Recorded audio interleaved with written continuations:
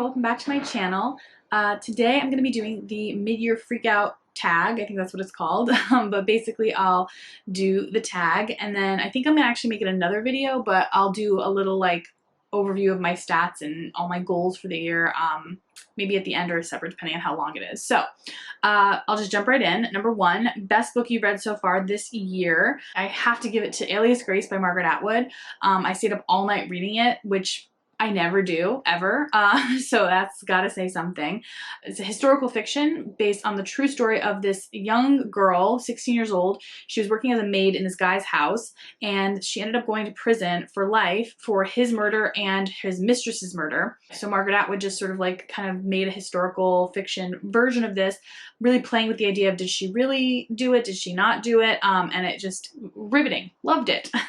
I actually read it as a buddy read with Shelley Swearingen and Anne Novella and I think a couple other people, and I was like super late to the game. This was during my May, I'll link the video, when I didn't read basically at all because I was working, and I was supposed to be buddy reading this with them, and I ended up reading it after everyone had like finished the book like weeks earlier, and then at the end I was just like, oh my god, I love it, I love it. So yeah, it was fantastic.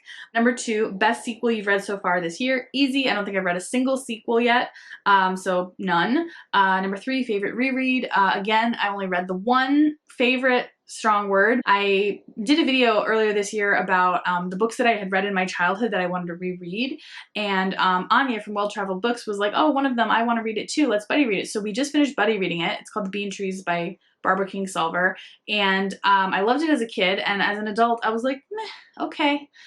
So favorite is like, you know, it's favorite just because it's the only one, basically. Number 4, genre you've been loving. I'm actually going to make a whole video about this. I have been super into narrative poetry. I don't think I've read a single narrative poetry book like ever in my life before this year, and all of a sudden this year I noticed I've like read like 5 of them. Oh, that's not true. I've read the Odyssey. But besides that, you know. So yeah, I did not really think of this as like a style or genre that I was like super interested in, but I've really just been enjoying it and kind of like gravitating towards them. So I'll do a whole video about that. But yeah, that's definitely the genre that I've been loving this year. Number 5, new release you haven't read yet but want to. I have no idea. Oh, I know. Yellowface by R.F. Kuang. Everybody has been talking about this. I have it on hold at the library. I will read it soon, but it's just like everyone's talking about it. I'm really wanting to get to it, but I just haven't yet. And number 6, most anticipated release for the second half of the year. This one's easy because I can't stop thinking about it. I forget the author's name, unfortunately. I'll try to put the thing here, but it's called Julia, and it's a retelling of George Orwell's 1984 from Julia's perspective. So like his lover person in the book. So it's like, kind of like a feminist retelling, and I'm super excited for it. Like I cannot wait. Number 7, biggest disappointment. It's gotta be Lessons in Chemistry. I was so excited for this. It was a woman in science. I'm a woman in science. It was gonna be like fun and empowering and like a light read. And I just thought the plot was so contrived and so like fake that I just couldn't get into it. And unlike most people, apparently, I did not enjoy the dog. So yeah. So for number 8, biggest surprise, I think I'm gonna actually go with a book called Why Women Have Better Sex Under Socialism by Kristen Godsey, I think is how you say her name. So yeah, I read this while in Romania because I was like, why not? Like former communist country, right? So I really just was expecting it to be like kind of like a little tongue-in-cheek, a little, you know, like silly, but I was actually really impressed at how well researched it was. And of course it was like the pop science, you know, copy of one of her books. Like she's an academic researcher, so she has multiple like true academic books from academic publishers, and this is her like more popular version, so that's why it has like the ridiculously fun title. But I was actually really impressed with her research and how she like did it, and it's very cool. It was a very interesting premise, and I really enjoyed reading it, so I was quite pleasantly surprised.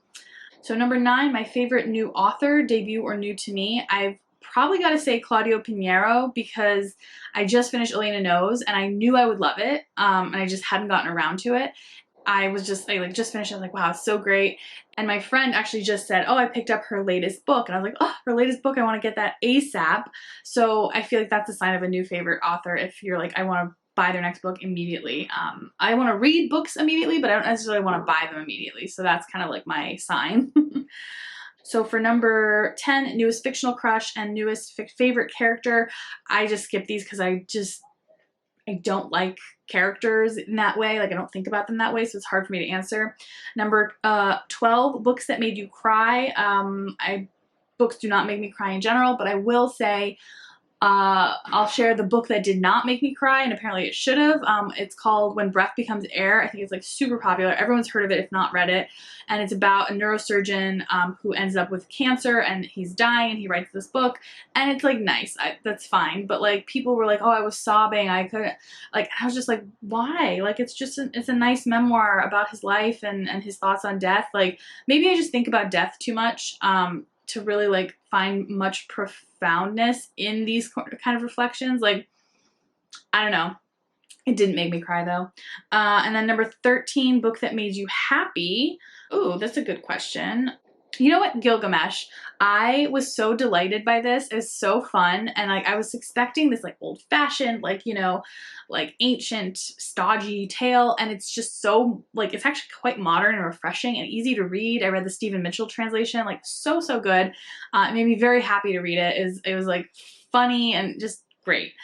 Most beautiful book you've received or bought. I don't know if any of them would really qualify as beautiful. So maybe I'll skip that one. And then what books do you need to read by the end of the year? All of them. So I think I'm actually doing pretty good. You can't tell from the background, but I have kind of 4 main shelves, 4 cubes by 4 cubes of books that need to be read. And I've actually cleared the whole top shelf and I've read all those books before. The back is all books I have read and the front is books I haven't read. So before, at the beginning of the year, it was the front of all 4 cubes, 4 by 4 cubes, were books I hadn't read. So now the whole top is all books I've read. And the second half of the year is like one more line of cubes and we'll see how that goes. But so it's less about like which books I need to read, but more like I need to read this many books to get my goal set. So I haven't decided if I'm going to put this together with the, you know, check in with my goals and stuff with the spreadsheet or separate them. I'm not sure yet, but either way, thank you so much for watching and until next time, bye.